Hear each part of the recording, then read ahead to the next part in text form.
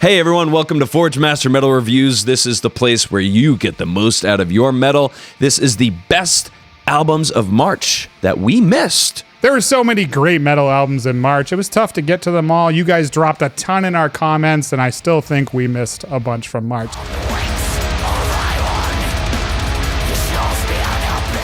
Let's kick it off with our first one. I've got Kvaen, The Great Below, released March 25th on Black Lion Records. There are few black metal bands that genuinely get me stoked these days, and Kvaen are honestly one of them. Their debut, The Funeral Pyre, took the metal world by storm, led by Jacob Bjornfot, and had the entire metal scene eagerly banging their heads, waiting for more fire, fire, fucking fire.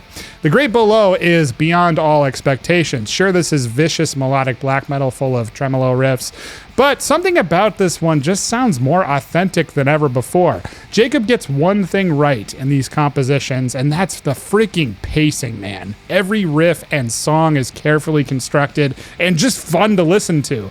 Whatever The Funeral Pyre did for you, The Great Below comes in even better with a whole slew of guest musicians to round out the tight 39-minute runtime. Don't miss this one. Album of the Year contender in all categories. Really fucking awesome. 4.6 out of 5 Northern Light Wizards.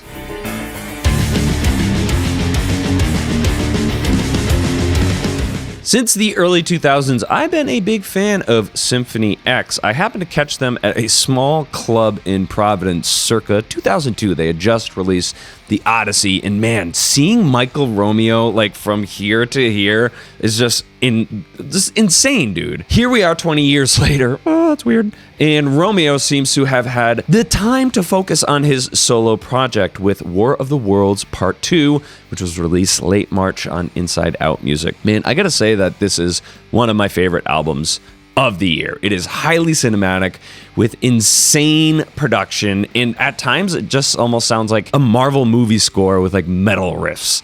There is an incredible vocal performance by Dino Jalusic, who actually had a pretty storied career as like an up-and-coming musician. I believe he won, when he was like a teenager, he won one of the Eurovision vocal contests, which is awesome to see Michael just come out and be like, hey man, I want to handpick you to be my vocals. Unbelievable stuff on here as far as the vocal performance. And Romeo, dude, such a diverse and talented player. He can do the riffs, he can do the rhythms, he can do the insane leads. Man, I gotta say that there are fantastic prog influences that really help to tidy up all the insanity that is bound to occur with such high-end talent. Every year, I absolutely fall for a power prog album that I can't get enough of, and I think this is the one right here. My first perfect score of 2022, 5 out of 5, human-cyborg relations. Well deserved.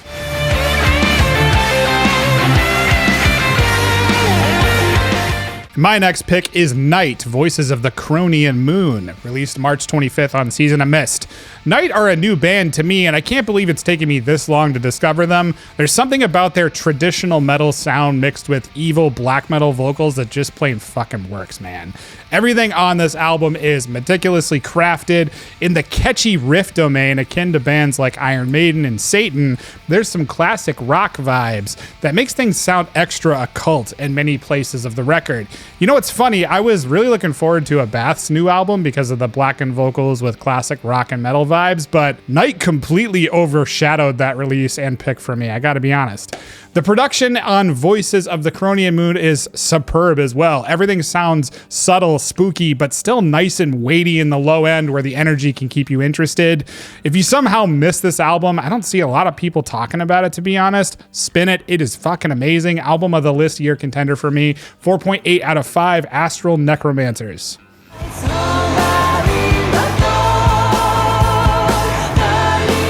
Spiral Skies released Death Is But a Door late March on A&P Records. The sophomore album is a very strong piece of traditional doom to add to your collection.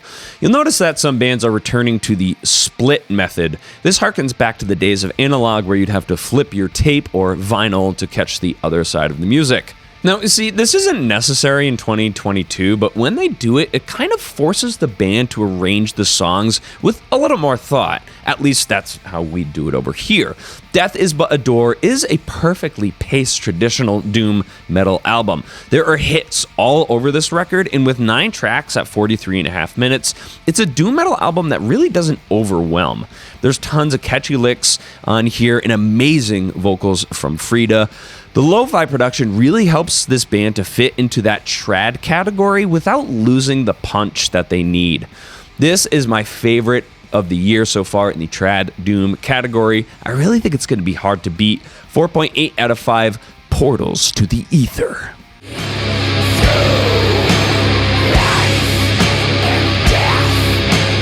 And my next pick here is Dream Widow, self-titled, released March 25th on RCA Records. I went into this album, I'll be honest, with zero expectations. I knew it was a metal album in support of the metal horror comedy flick movie Studio 666, recently put out by Foo Fighters legend Dave Grohl.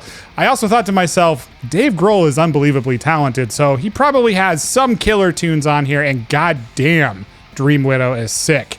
There's the best moments, man, of sludge, grindcore, and even black metal on this record, and to be honest, I'm all for it. The album feels like the ultimate love letter to extreme metal, and there's a ton of unexpected sections and songs that make this album interesting. From dreamy grunge sections with spooky clean vocals to heavy as hell riffing and smooth organic production. If you love sludge and stoner metal with extreme metal peppered in, you have to give this a shot.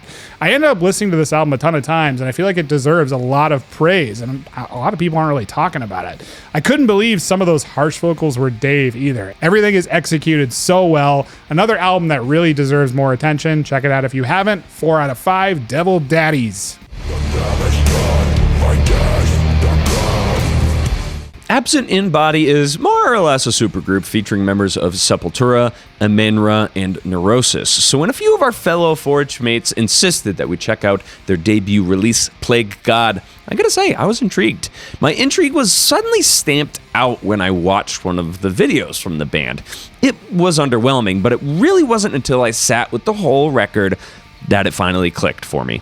Some doom and sludge records just need context. In this case, the context really is the record as a whole. There's a lot more variety than the singles let off. This is much more bleak than, say, Cult of Luna's latest release. Its atmosphere is more in the vein of Convent's latest record, so Play God will pair very nicely with that if you're in this sort of mood. If you liked 2020's Atavist release, I think you're going to feel right at home here. Play God gets 4.7 out of 5 Skulls of Chulu.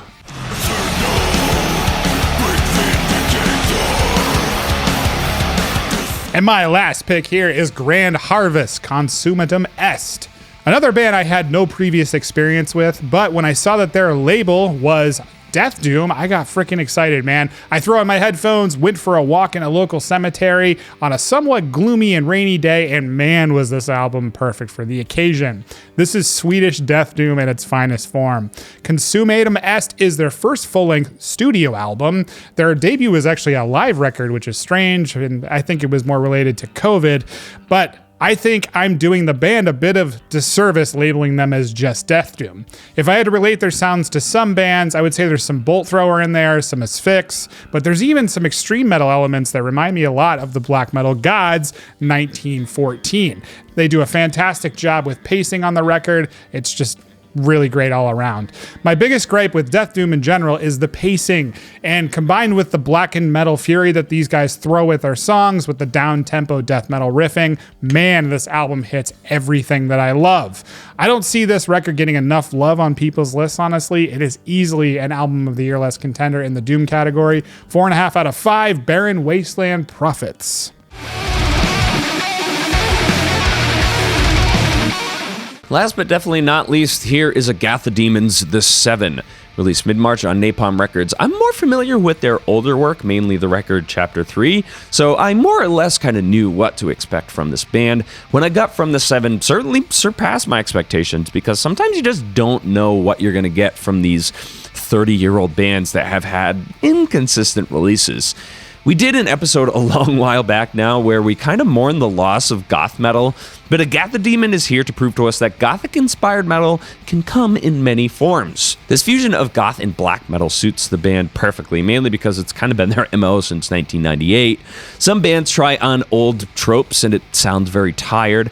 However, the 7 does not sound tired. It's fresh. Its pacing is awesome. There's romantic parts with blistering ice-cold riffs. I also got to shout out that the clean vocals on this record were just what it needed. If you need some goth in your life and like it served raw and blackened, don't sleep on the 7. 4.4 out of 5 root-covered skulls. Fantastic pick. I think we should do a What Killed Goth Metal episode. That'd be cool. That would be awesome. We talk enough about it on here, and honestly, where'd the genre go? Yeah, well, I think some of the bands that we've been picking have some of those inspirations, so I think there's enough bands that we could probably talk about it. For sure. What were you loving from March? Drop those down in the comments, and while you're at it, /subscribe and hit like. Absolutely. As always, go with the gods, our friends. Be sure to speak to the Wasteland Prophets.